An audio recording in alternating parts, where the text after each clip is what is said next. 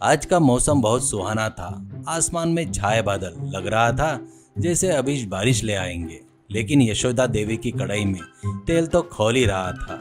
वह मन ही मन बड़बड़ाई, क्या किस्मत है, बेटे को शहर गए कई साल हो गए, न उसका कोई पता है न पैसे है। इन समोसे को बेचकर जो 4 पैसे मिलते हैं उससे गुजारा भी मुश्किल है। ऊपर से ग्राहकों के नखरे, कोई आलू कम है कहता है तो कोई कहता है चटनी तीखी है। हर एक जन के एक एक नखरे है। तभी यशोदा देवी ने अपनी फटी हुई साड़ी के पल्लू से माथे का पसीना पोंछा और कढ़ाई में तले समोसे को पलटा। उसके सामने एक पुराने बांस की टोकरी में गर्मा गर्म समोसे का ढेर था। अचानक उन्हें एक अजीब सी फुसफुसाहट सुनाई दी, जैसे उनके पैरों के पास कोई धीरे से बात कर रहा हो। उसने सोचा, कौन है? क्या बारिश के डर से कोई कुत्ते का बच्चा छिप गया है? उसने जोर से कहा, ए बाहर निकलो, अगर मेरे समोसे के पास कोई शरारत की तो इस छलनी से गर्मा गर्म दाग दूंगी, याद रखना। जब यशोदा देवी ने नीचे झुककर देखा तो उनकी आंखें फटी की फटी रह गई। हथेली के आकार के 2 नन्हे इंसान एक बड़े से समोसे को अपने सिर पर लाद कर बड़ी मुश्किल से भागने की कोशिश कर रहे थे। यह देखकर यशोदा देवी को समझ में नहीं आया कि वो डरे या हंसे। समझ में नहीं आया और वो चिल्लाई, अरे रुको रुको चोर, मेरे समोसे लेकर भाग रहे हो, इतनी हिम्मत आ गई तुमको? कहकर यशोदा देवी फट से झुककर उन्होंने झट से उन दोनों को अपने हाथ में पकड़ लिया। हाथ में फंसे वो दोनों नन्हे जीव हवा में पैर मारते हुए थर थर कांपने लगे। उनके हाथ से वो समोसा नीचे गिरकर चकनाचूर हो गया। उनमें से एक ने चिल्लाया, और राक्षसी ने पकड़ लिया पिंटू, अब हम नहीं बचेंगे, यह हमें तेल में डालकर समोसे बना देगी, बचाओ बचाओ। दूसरा नन्हा आदमी जिसका नाम चिंटू था वो बोला, अम्मा जी हमें मत मारिए, हम बहुत छोटे हैं, हमारा मांस आपके पेट के लिए काफी नहीं होगा। आप चाहे तो हम हमारे महाराज जी से आपको सोना दिलवाएंगे, बस हमें छोड़ दीजिए। यशोदा देवी ने उन्हें गौर से देखा। उनके कपड़े और सिर पर पहनी नन्ही रसोई वाली टोपी देखकर वह हैरान हो गई। उन्होंने पूछा, चिल्लाना बंद करो, कौन हो तुम लोग? इंसान हो या हवा में घूमने वाले गंधर्व? तुम मेरे समोसे क्यों चुरा रहे थे? चिंटू ने बताया, हम चोरी नहीं कर रहे थे माँ जी, हम बोने देश के महाराज गज केसरी के रसोइये है। मेरा नाम चिंटू है, ये मेरा भाई पिंटू है। हमारे देश के लोग ऐसे ही छोटे होते हैं और आप देखे तो पहाड़ जैसे हो, हम लोग तो तुम्हारे अंगूठे के जितने हैं। पिंटू ने रोते हुए कहा, हाँ माँ जी, हमारे महाराज को अनोखे पकवानों का बहुत शौक है। एक पक्षी के जरिए उन्हें पता चला कि इस प्रदेश में यशोदा देवी के समोसे अमृत जैसे होते हैं। ऐसे सुनकर खाऊंगा करके उन्होंने हमको इस राज जानने के लिए भेजा, लेकिन आपका समोसा हमारे लिए पहाड़ जैसा है, इसलिए हम दोनों मिलकर इसे ले जा रहे थे। यशोदा देवी जोर से हंस पड़ी। उन्होंने कहा, अरे बच्चों, इतना बड़ा समोसा तुम्हारे देश में कैसे ले जाओगे? रास्ते में कौवे तुम्हें और समोसे को उठाकर एक साथ ले जाएंगे, और इतने छोटे होकर तुम इसे कैसे खाओगे? चिंटू ने सिर झुकाकर कहा, यही तो डर है माँ जी, अगर महाराज को स्वाद नहीं चखाया तो हमें सजा मिलेगी। आप हम पर दया करें, हमें यह समोसा बनाना सिखा दे, हम अपने छोटे घरों में इसे खुद बना लेंगे। यशोदा देवी का दिल पिघल गया। उन्होंने कहा, ठीक है, ये बड़े समोसे तुम्हारे काम के नहीं है। मैं तुम्हें मिनिएचर समोसा कुकिंग सिखाऊंगी, यानी तुम्हारे आकार के छोटे समोसे। मैं यहाँ पर एक छोटा सा किचन बनाकर समोसे बनाना सिखाऊंगी। तुम्हारे देश में मैं नहीं आ सकती, तुम लोग यहाँ पर आकर सीखो। ये सुनकर चिंटू और पिंटू खुशी से चिल्लाने लगते हैं। उन्होंने वहीं एक छोटी सी रसोई तैयार की और अभी यशोदा देवी उनको छोटी छोटी सुई की नोक जितने छोटे समोसे बनाना सिखाती है।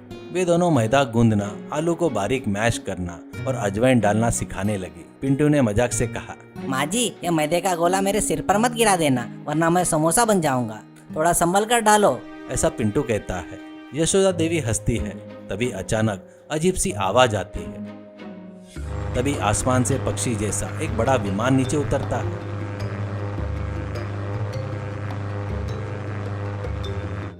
उसमें से खुद महाराज गज केसरी निकले। उनके हाथ में एक नन्ही तलवार थी। उन्होंने गरज कर पूछा, अरे पिंटू क्या हुआ, समोसे का राज मिला क्या? इस पहाड़ जैसे इंसान ने तुम्हें परेशान किया है क्या? चिंटू ने घबरा कर कहा, नहीं महाराज, ये यशोदा देवी है, यह हमें नन्हे समोसे बनाना सिखा रही है, आप चक्कर देखिए। ऐसे कहता है। यशोदा देवी उस छोटे से राजा को देखकर आश्चर्यचकित होती है। यशोदा देवी ने एक नन्हे प्लेट में 10 छोटे समोसे महाराज के सामने रखे। महाराज ने एक समोसा खाया और झूम उठे।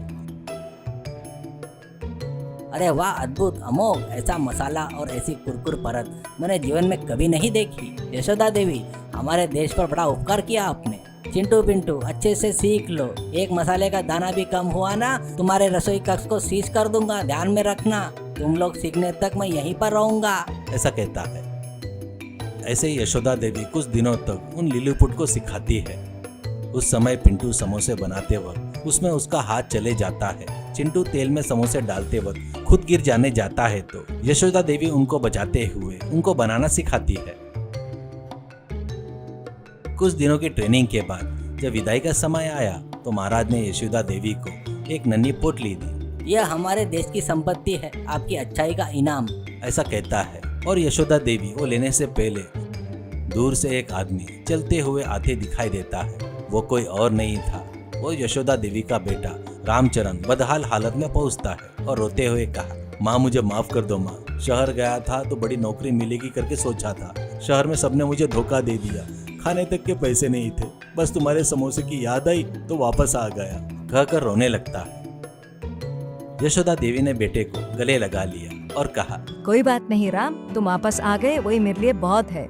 मेरे पास क्या है तुम्हारे पालने के लिए, ये समोसे का ही आधार है। कहते हैं तो महाराज ये सब देखकर कहता है, अरे यशोदा देवी जी, आपका लड़का है क्या? इनके जैसी माँ को छोड़कर गया ना, इसके बदले में इसे सजा देने की सोच रहा था, पर तुम्हारे आंखों में प्यार देखकर छोड़ रहा हूँ। एक बार पोटली खोल कर देखो। ऐसा कहता है। जब यशोदा देवी ने नन्ही पोटली खोली तो उसमें सैकड़ों सोने के सिक्के थे। भले ही वो आकार में छोटे थे लेकिन उनकी कीमत बहुत ज्यादा थी। वो देखकर रामचरण का आश्चर्य से मुंह खुला रह गया और कहने लगा, माँ ये सब क्या है और ये छोटे लोग कहाँ से आए, इतने सारा सोना कहाँ से आया? ऐसा पूछता है तो यशोदा देवी हंसते हुए, ये मेरे अतिथि है, मैं जो समोसे बनाती हूँ ना, उसके स्वाद से खुश होकर भगवान ने भेजे से देवदूत है। तू जब नहीं था, अकेले समय में ये मेरे साथी बनकर मेरे साथ थे। ऐसा कहती है। तब राजा रामचरण से ऐसे कहता है, अरे रामचरण, तुम्हारी माँ के हाथों में अमृत है, इनकी कदर करो, वरना मैं अपनी सेना भेजकर तुम्हारे खिलाफ युद्ध छेड़ दूंगा, ध्यान में रखो। तो रामचरण शरण के मारे सिर झुका लेता है। जरूर महाराज, मेरी माँ की खासियत मुझे पता चल गई, अब से मैं उनके साथ रहकर समोसे के व्यापार को शहर तक ले जाऊंगा। फिर लिलीपुट राजा के साथ बड़े से पक्षी जैसे विमान में चढ़कर बैठ गए। यशोदा देवी ने उस सोने से अपना पक्का घर बनाया। अब पूरा गांव यशोदा देवी की तारीफ करता है। अब रामचरण अपनी माँ के साथ मिलकर समोसे का व्यापार शहर तक ले गए। आज जब भी कभी रात के सन्नाटे में चिंटू और पिंटू गुप्त रूप से आते हैं, नई सब्जियां लाते हैं, यशोदा देवी से नए पकवान सीखते हैं। यशोदा देवी का घर अब केवल उस गांव के लिए ही नहीं बल्कि बौने देश के लिए भी स्वाद की राजधानी बन गया। सीख, हुनर और अच्छाई जहाँ भी हो, उन्हें सम्मान जरूर मिलता है। माँ पिता का आदर करना और मेहनत करने से जीवन में ऐश्वर्य और शांति दोनों प्राप्त होते हैं।